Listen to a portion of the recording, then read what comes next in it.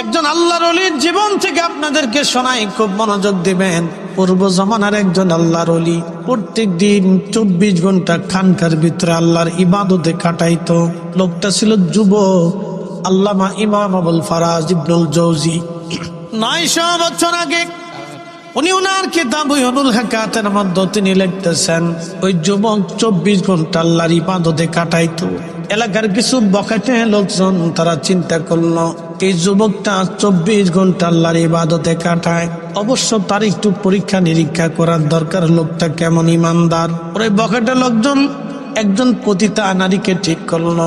ওই পতিতা নারীকে বলল, তোমাকে পয়সা করে দিব, কিন্তু শর্ত হলো ওই যুবকের খানকার ভিতরে যে তার সঙ্গে জেনা করা লাগবে। আল্লাহর ওলিকে পরীক্ষা করার জন্য এই লোকগুলি, দুষ্ট লোকগুলি মহিলাকে নিয়োগ দিল, পয়সার প্রলোভন দেখাইল। এক পতিতা বেহায়া নারী, এই নারী পয়সার লোভে পড়ে ওই যুবকের সঙ্গে জেনা করার জন্য। একদিন রাত্রিবেলা বৃষ্টি নামা শুরু হয়ে গেল।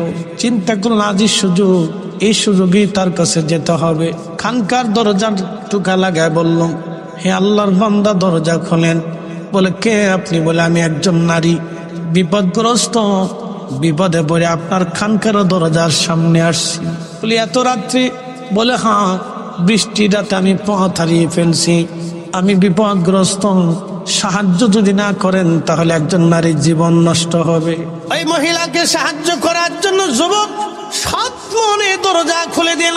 দরজা খুলে দেওয়ার পরে এই যুবক মহিলাকে তার খানকার ভিতরে পর্দা টানাইয়া আলাদা ব্যবস্থা করে দিয়ে বলল, আপনি ভিতরে থাকেন, সকালবেলা বৃষ্টি থেমে যাওয়ার পরে আপনি চলে যাবেন সূর্য ওঠার পরে। মহিলার মনে তো ভিন্ন চিন্তা। আল্লাহর ওলি যুবক নামাজে দাঁড়ায় গেল, নামাজ পড়তেছে। এমন সময় মেয়েটা তার আসল রূপ প্রকাশ করার জন্য অর্ধ উলঙ্গ হয়ে অঙ্গভঙ্গি দিয়ে এই যুবকের সামনে আস্তে করে দাঁড়ায় গেল। বারে বারে অঙ্গভঙ্গি দেয়। যুবক নামাজের মধ্যে তার মনটা ওই যুবতীর নারীর দিকে চলে যাচ্ছে বারবার, কারণ সে তো যুবক। অন্তরটা ওই দিকে লোভ নিয়ে দিচ্ছে, শয়তান বারবার ধোঁকা দিচ্ছে। যুবক চিন্তা করলো, সর্বনাশ, যে মহিলারে ঘরের মধ্যে আনলাম বাঁচানোর জন্য, সে কিনা আমার জীবন নষ্ট করার জন্য আজ আসছে। আমি যদি এই মহিলার প্রেমে পড়ে জেনার মধ্যে যদি উদ্বুদ্ধ হয়ে যায় তাহলে আমার জীবন সর্বনাশ হয়ে যাবে। যুবক চিন্তা করলো, হায় হায়, অতল গহ্বরে জাহান্নামের মধ্যে পোড়া লাগবে। চিন্তা করিয়া যুবক তার মনকে, নফসকে ডাক দে, বলে, নফস রে, তুই তো বারবার আমাকে ঘুরিয়ে দিচ্ছিস জেনা করার জন্য। জাহান্নামের আগুনে পোড়ার আগে আগে দেখ তুই দুনিয়ার আগুনে পুড়িয়া দুনিয়ার আগুনের স্বাদ কেমন। এই কথা বলার পরে ওই যুবকটা তখন নিজের আঙ্গুলটা আস্তে করে আগুনের মধ্যে, তার প্রদীপের মধ্যে ঢুকাই দিল। আগুন জ্বলতে লাগলো, আঙ্গুলটাও পুড়তে লাগলো। এইভাবে প্রথম আঙ্গুল পড়ে আবার নামাজে দাঁড়ায় গেল। মনটা ঘুরে গেল, আবার ওই নারীটা অঙ্গভঙ্গি দেয়। যুবকের মন ওই দিকে আবার ছুটে যেতে লাগলো। আবার আর একটা আঙ্গুল আগুনের মধ্য দিয়ে পুড়িয়ে ফেললো। আবার পুরানোর পরে আবার মেয়েটা অঙ্গভঙ্গি দেয়। যুবক মন তো বারবার ওই জেনার দিকে তার মন ঘুরে যেতে লাগলো। আবার আঙ্গুলটা আর একটা ঢুকাই দিল। এইভাবে সারা রাত্র ভরে জেনা থেকে বাঁচার জন্য ওই যুবক আল্লাহর ওলি তার হাতের 10টা আঙ্গুল আগুন দিয়ে পোড়াইয়া ফেললো। একবার জোরে বলা যাবে আল্লাহু আকবার। তেলের গাড়ি তেলে চলে,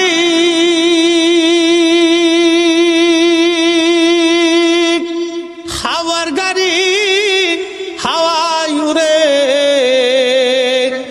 বিনা তেলে চালায় গাড়ি নবী সুলাইমান। আমরা সেই মুসলমান, আমরা সেই মুসলমান। আমরা জীবন দিব কিন্তু বেঈমানদের কাছে ঈমান দেব না। কথা বলেন ঠিক না বেশি? বাতিলের সাথে কোনো আপোষ হতে পারে না, মিথ্যার কাছে কখনো মাথা নত হতে পারে না। আল্লাহর ওলির মুরিদ সন্তানেরা খুব মনোযোগ দিয়ে কথা শুনে যাবেন। হাজিরিন, এই যুবক 10টা আঙ্গুল পুড়িয়ে ফেললো। আল্লাহ তাকে মহিলা থেকে বাঁচানোর জন্য মেয়েটা স্টক করে আল্লাহ তার জান কবজ করাইলো। জান কবজ হয়ে যাওয়ার পরে মেয়েটা যখন খানকার ভিতরে মারা গেল, তখন ওই যে বকেটা লোকগুলি তারা চিন্তা করলো মেয়েটা তো মরে গেছে, এখন তারে ফাঁসানোর জন্য আরেকটা বুদ্ধি করলো। রাষ্ট্রের সৈন্যবাহিনী রাজার সৈন্যদেরকে ডেকে এনে বলল, দেখো এই খানকারের ভিতরে একটা মেয়ে মারা গেছে, ওই যুবকটা এই মেয়েটাকে ধর্ষণ করে হত্যা করে ফেলছে, এই ঘটনা গোপনে চাপা দেওয়ার জন্য মেয়েটাকে মেরে ফেলে দিচ্ছে। পড়ছেন আর এক বিপদে, নতুন বিপদ। আল্লাহ তার ওলিদেরকে পরীক্ষা করে। রেজবি হুজুরকে ভৈরবের নদীর মধ্যে ফেলে দেওয়ার পরে ৪৫ ঘন্টা পরে আল্লাহ ভাষায় উঠাইছে। কথা জোরে বলেন, বুঝতে হবে। হাজিরিন, খুব মনোযোগ দিয়ে কথাগুলি শুনে যাবেন। আল্লাহর বান্দাকে আল্লাহ নতুন করে বিপদের মধ্যে ফেলে দিলেন। রাজার সৈন্যরা তাকে ধরে নিয়ে গেল, রাজ দরবারে বিচার বসবে। রাজা ডাক দিয়ে বলল, যুবক, তোমার খানকার ভিতরে সে মার্ডার হয়েছে, মারা গেছে, মৃত্যু হলো খানকার ভিতরে। লোকেরা বলতেছে তুমি তাকে দর্শন করেছো এবং হত্যা করে ফেলছো ধামা চাপা দেওয়ার জন্য। আমি রাজা, আমি জানি তুমি বুজুর্গ, কিন্তু যুবক শোনো, বিচারক সব সময় বিচার করার জন্য তিনি সাক্ষী তলব, সাক্ষীর মাধ্যমে তিনি বিচার করেন। যার কাছে সাক্ষীর ওজন যত বিরাট, তার পক্ষে বিচার চলে যাবে। মহিলা মারা গেছে এটা সত্য, তোমার খানকার মধ্যে মারা গেছে এটা সত্য। যুবক রে, আমি জানি তুমি বুজুর্গ, আমি এটাও জানি তুমি হত্যা করো নাই, কিন্তু জানা সত্ত্বেও তোমার পক্ষে কোনো সাক্ষী না থাকায় আমি তোমার বিরুদ্ধে রায় দিলাম মৃত্যুদণ্ড। যুবক ডাক দিয়ে বলতেছে, বাচ্চা, মৃত্যুদণ্ড আপনি আমাকে দিয়েছেন, ঠিক আছে মেনে নিলাম, কিন্তু আমার কি একটু সময় দেওয়া যাবে? বলে, কি সময় চাও? বলে, আমি 2 রাকাত নামাজ পড়ে আমি আমার মালিকের সাথে একটু কথা বলতে চাই। একসাথে বলবেন কি মারহাবা? ওই জমানার উম্মত থেকে এই জমানার উম্মতের পাওয়ার 70 গুণ। কত গুণ?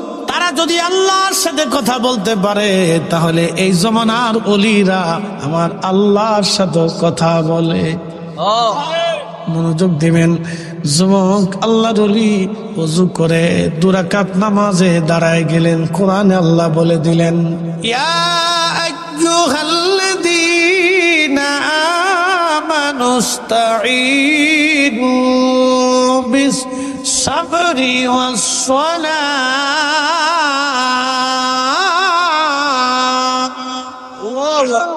হে ইমানদার, ইমানদার, ইমানদার, তুমি আমি আল্লাহর সাহায্য নাও। প্রথম পদ্ধতি সবর, দ্বিতীয় পদ্ধতির নাম সালাত। নামাজের মাধ্যমে তুমি আমি আল্লাহর সাহায্য নাও।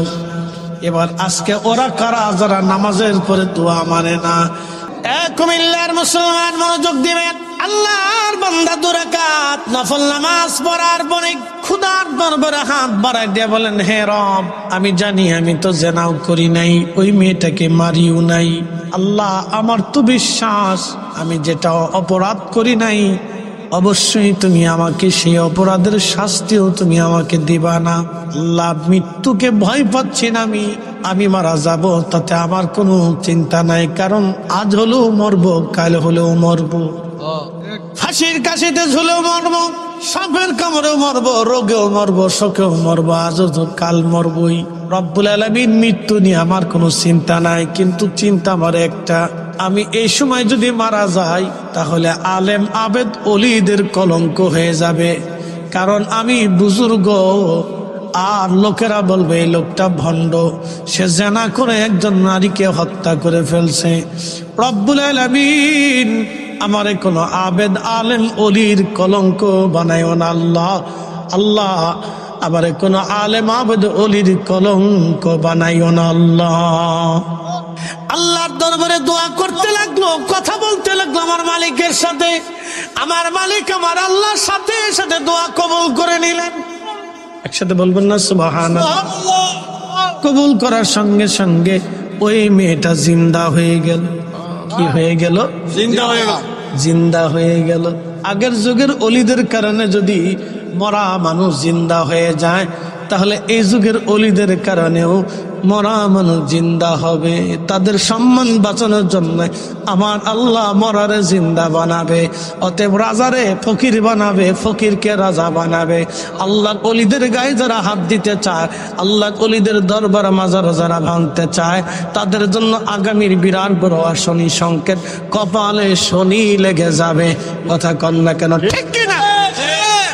জিন্দা হয়ে গেল মহিলা, জিন্দা হয়ে মহিলা কথা বলা শুরু করলো, শোনো, তোমরা যাকে আজকে অপরাধী ভাবতেছ, এই যুবক আল্লাহর ওলি আমাকে হত্যা করেই নাই, আমার সাথে জেনাও করে নাই, বরং আমার বাহানা থেকে বাঁচার জন্য তার 10টা আঙ্গুল সে আগুন দিয়ে পুড়িয়ে ফেলে দিয়েছে। তার আঙ্গুলের দিকে তাকাও, সে 10টা আঙ্গুল পুড়াইয়া আমার খপ্পর থেকে, জেনা থেকে নিজেকে হেফাজত করেছে।